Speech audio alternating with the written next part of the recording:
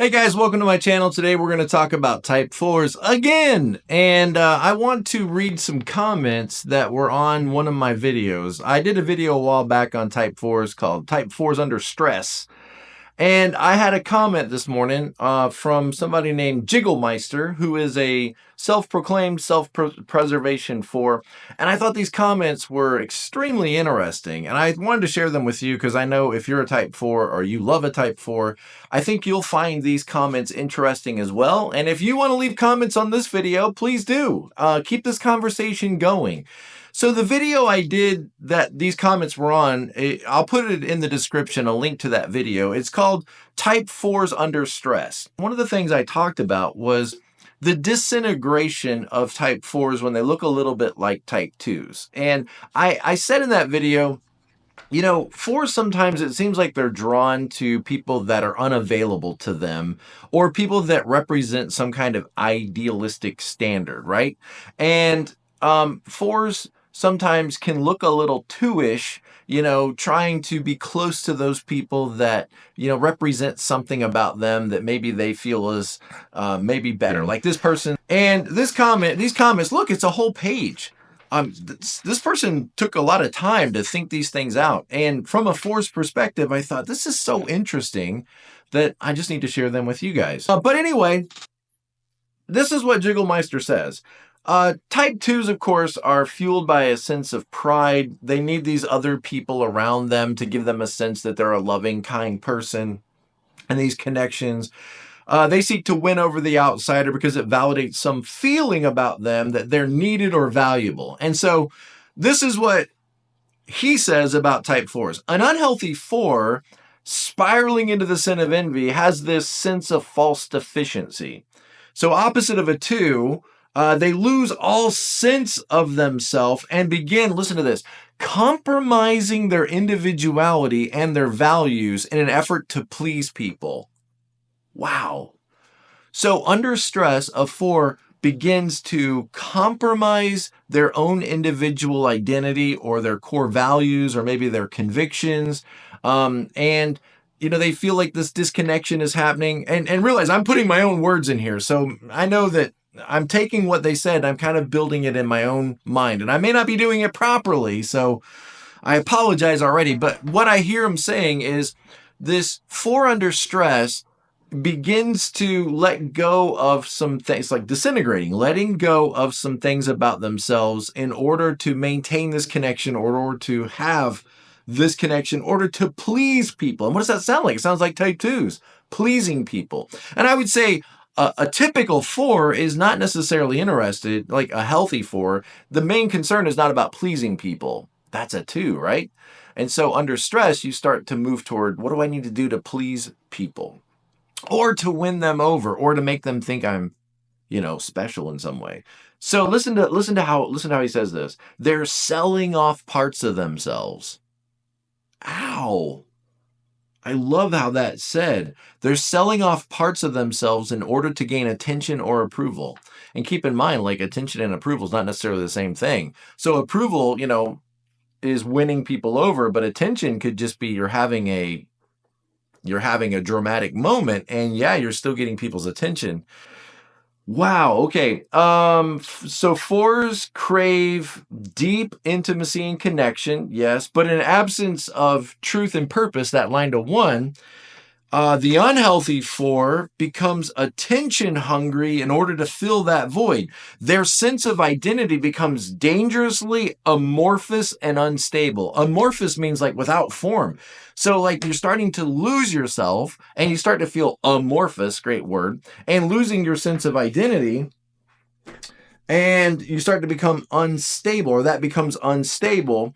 And so I don't know who I am apart from others and other people's perceptions of me. So they begin to rely on the love and reflected emotions from others. Like I need others now to remind me of my identity, to remind me who I am, to remind me about myself, to supplement these perceived gaps in their identity. Hence, they are seemingly needy at this stage and excessively nice, or then acting out. Either way, you know, even if it's their partner's anger that they're receiving, it's still a form of attention and care. And so now needing other people to respond in a certain way because I feel like I'm losing myself or my sense of identity is being becoming amorphous. What a great word. Okay, they cope by withdrawing. No, he says like an average healthy 4 can move away and cope by withdrawing and focusing on their own emotions. But at this really low level of health, they're consumed by self-hatred and disgust. That's not good. And they now find no peace in their inner world. And so they seek to then escape by having a savior come rescue them because they're at such a low level, they can't even escape into their own emotions. 4s, the self-reproach now disintegrates fully into like self-destruction. Wow. That's so interesting. I'd love to hear your guys' comments on this. Put down your thoughts. We keep this conversation going. It's so interesting. Where else do you get to talk about this kind of stuff?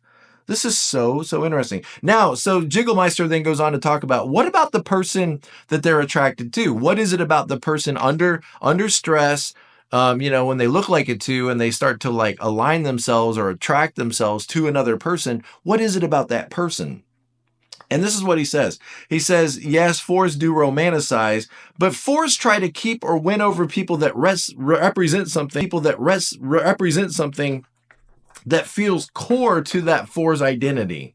So maybe it's somebody in your past that you went to school with, or somebody in your past that helps you feel like a strong person or a smart person or a capable person, or somebody that reaffirms a message in your life that you're a good dad or you're a good mom. And so you're drawn to those people that reinforce your sense of identity, or sometimes you're drawn to a person that represents an ideal characteristic about yourself that you want to believe about yourself, but maybe have a hard time believing about yourself. So think of it like this. You're drawn to an aristocrat, a scholar, a person of high moral value, a person who's attractive, a person who's in the know, somebody that represents something about yourself that feels like the ideal standard that you want to aspire to yourself.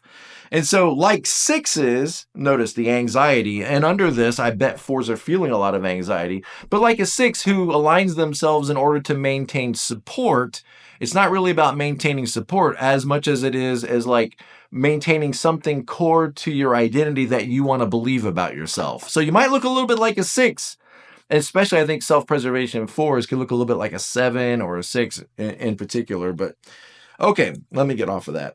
So this figure that you're drawn to represents an ideal, something the 4 desperately wants to believe about themselves, but it feels lacking in your own life. Sin of envy, right?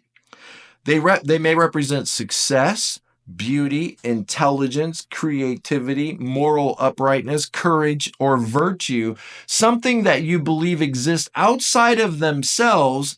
Listen to this. So they begin to act too like to keep the people in their lives who will reinforce this about your own identity. Wow, that is so interesting.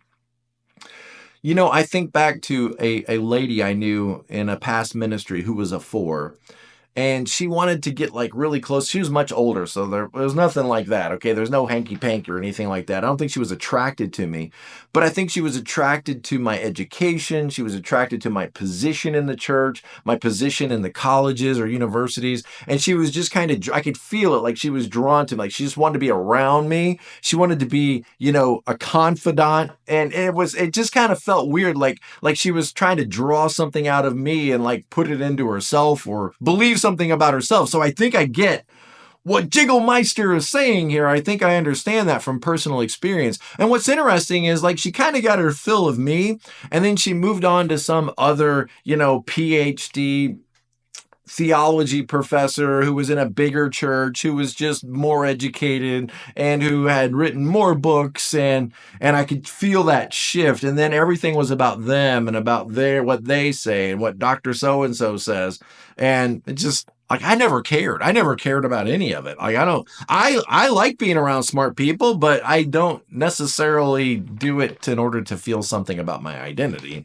I just like talking about stuff. I like talking about stuff with people that are interesting. Okay, the end. All right, so listen to this. This is such, if you stayed till this point in this video, this is the most powerful statement right here that maybe they said in the whole comments.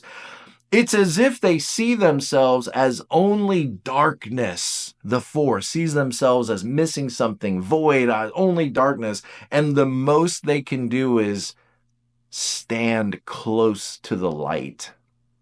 Wow. Hoping that some of it shines in. So look, that's going to look like it too, right? You're coming close to people and you're being nice to them and you're attending to them. Because in you, there's only darkness and you're drawing close to the light, hoping that light will shine into you. Wow. It's a dark, anxiety-ridden place for the four to be in, and the ultimate confirmation of all their negative self-beliefs, that they are never good enough as they are. Wow. When I read these comments, I was like, it's so interesting when I can read about fours or when I can think about fours. And I think I get it like 80% right, or, maybe a little more. I don't know. But it's so awesome. Chills. It's so awesome when you can like hear it from the person themselves. Like, no, actually, Tom, that's really close. But this is what I think is really going on. When you can hear it from themselves, what's going on within themselves. It just, I don't know, it just feels more authentic. It feels more authentic. It's so interesting. It's so interesting to get out of our way of seeing the world and put ourselves in another viewpoint. And I think all of us can kind of understand each other's struggle, but our struggles are unique. And we're all kind of broken, right? We're all kind of broken, but we're not alone. We got each other, and God is with us, and we got hope. And we're all trying to be more self-aware and recognize that sometimes these things are just stories we tell ourselves. And sometimes the very thing that we have come to rely on, the impulse or the compulsion, is what's keeping us stuck in life.